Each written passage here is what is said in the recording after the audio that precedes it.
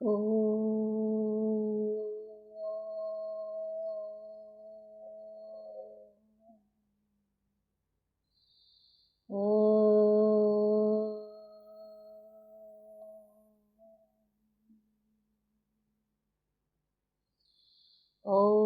श्री गणेशाय नमः।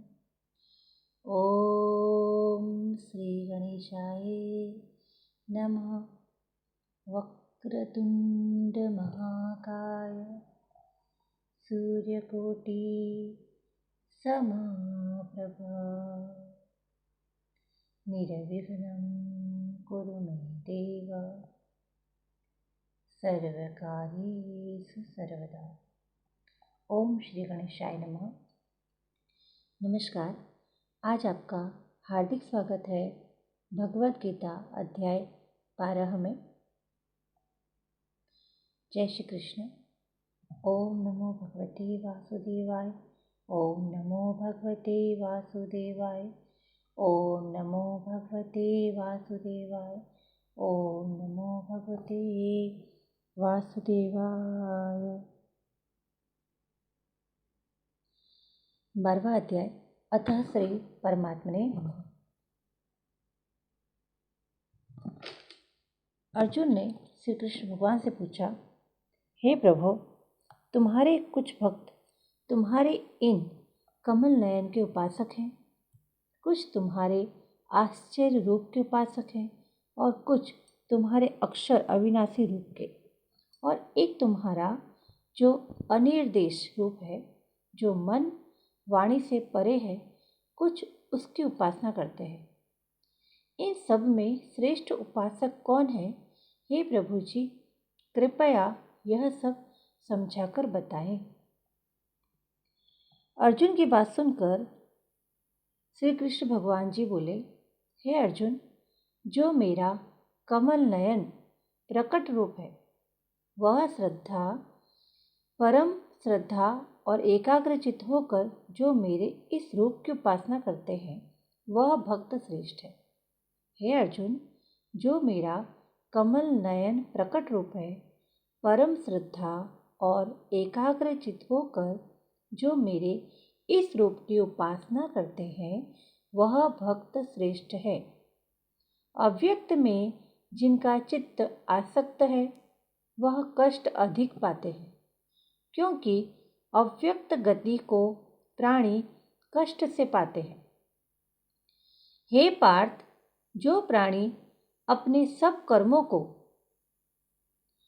अर्पण करके मेरी शरण में आकर अनन्य भक्ति से मेरा ध्यान करते हैं और पूजते हैं, उन शरण में आए भक्तों का मैं थोड़े समय में ही मृत्युयुक्त संसार से उद्धार कर देता हूँ। मुझ में ही मन रखो, मुझ में ही बुद्धि रखो, तब तुम मुझी में निवास करोगे, इसमें कुछ संदेह नहीं है। हे धनंजय, यदि तुम इस प्रकार मुझ में अपना चित्त को लगाने में समर्थ न हो, तो अभ्यास योग द्वारा मुझे पाने के लिए बारंबार यत्न करो। यदि अभ्यास भी न कर सको, तो मुझे प्राप्ति के उद्देश्य से वर्तादी ही करो। यदि मेरे लिए तुम कर्म करोगे, तो तुम्हें मुक्ति प्राप्त होगी, और यदि ऐसा भी न कर सको, तो मन को रोककर अनन्य भाव से मेरी शरण में आओ और फल की आशा छोड़कर कर्म करो, क्योंकि अभ्यास से ज्ञान उत्तम है, ज्ञान से ध्यान श्रेष्ठ है, और ध्यान से भी श्रेष्ठ है कर्मों के फल को त्यागना। त्याग से शांति प्राप्त होती है। जो किसी से द्वेष नहीं करता और सबका मित्र है, दयावान है, जो ममता और अहंकार से रहित है, जिसके लिए दुख और सुख समान है, क्षमावान, संतोषी, स्थिर चित्त होकर जिसने इंद्रियों को वश में किया है, जिसका निश्चय दृढ़ है और जिसकी मन और बुद्धि मुझ में ही लगी है। ऐसा मेरा भक्त मुझको अति प्यारा है। हे अर्जुन, ऐसा मेरा भक्त निर्भय हो जाता है, हर्ष शोक से रहित हो जाता है। ऐसा जो मेरा भक्त है वही मुझे प्यारा है। जो किसी वस्तु की इच्छा न करे, देह को जल मृत्तिका से पवित्र रखे और मेरे भजन से अंतःकरण को भी पवित्र रखे और उज्ज्वल मति से मुझे अविनाशी जानकर संसार के प्राणियों से उदास रहे, जिसने संसार के सब दुख सुख त्याग दिए हैं, वह मुझे प्यारा है। हे अर्जुन, यह साधन मैंने अपने भक्तों को उपदेश किए हैं। इन साधनों का नाम अमृत धर्म है। जैसे अमृत पान करने से कोई रोग नहीं रहता, जीव अमर हो जाता है, वैसा ही मेरा यह अखंड ब्रह्म रूप है। ऐसे ही अमृत रूपी साधन मैंने अपने भक्तों को यथार्थ धर्म कहे हैं। जो परम श्रद्धा से इन धर्मों की उपासना करता है, वह भक्त मुझे अति प्यारा है।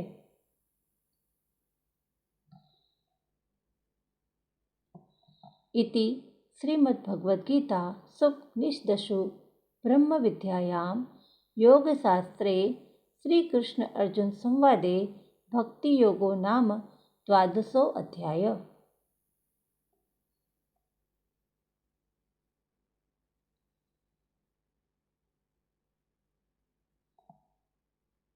बारहवें अध्याय का महात्म्य।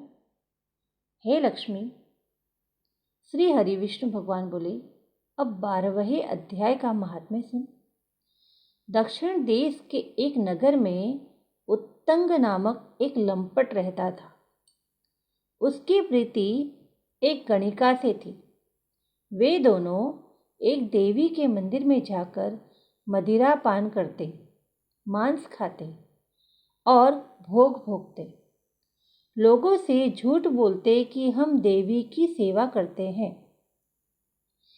एक ब्राह्मण भी वहां आकर देवी की सेवा करता था। एक दिन खुश होकर देवी ने ब्राह्मण से कहा, मैं तेरी भक्ति से प्रसन्न हूँ, वर मांग, जो मांगेगा सो दूंगी। ब्राह्मण ने धन और संतान सुख मांगा।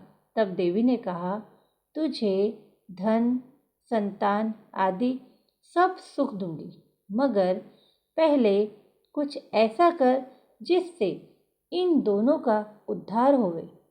यह सुन ब्राह्मण अपने गुरु के पास गया और सब बात बताई। गुरु उसे लेकर श्री नारायण जी की स्तुति करने लगे। काफी जब तप किए तो एक दिन भविष्यवाणी हुई कि बोल, तेरी क्या कामना है। तब ब्राह्मण शिष्य ने उन दोनों के उद्धार का उपाय पूछा। तब श्री नारायण जी ने कहा कि उन्हें गीता जी के 12वें अध्याय का पाठ सुनाओ, तब उनका उद्धार होगा। तब ब्राह्मण देवी के मंदिर में गया और माँ की स्तुति करके सब बात बताई। देवी ने उसे पाठ करने की आज्ञा दे दी। तब उस ब्राह्मण ने उन दोनों को बैठाकर उन्हें श्री गीता जी के 12वें अध्याय का पाठ सुनाया।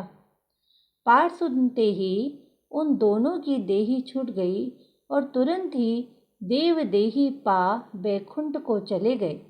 यह देखकर देवी अति प्रसन्न हुई और ब्राह्मण से बोली, हे पंडित, आज से मेरा नाम वैष्णव देवी हुआ। इस पाठ को सुनकर ऐसे अपकर्मी तर गए। आज से इस नगर का राज्य भी मैंने तुझको दिया। इतना कहकर देवी अंतर्धान हो गई। ब्राह्मण अपने घर को चला गया उस नगर के राजा के कोई संतान नहीं थी। राजा ने उस ब्राह्मण को बुलाया और राजपाट उसे सौंपकर तप करने के लिए वन को चला गया तथा ब्राह्मण राज करने लगा। श्री नारायण जी कहते हैं, हे लक्ष्मी, यह श्री गीता जी के 12वें अध्याय का महात्म्य है जो मैंने कहा और तूने सुना है। बोलो सच्चिदानंद भगवान की जय। बोलो सच्चिदानंद भगवान की जय।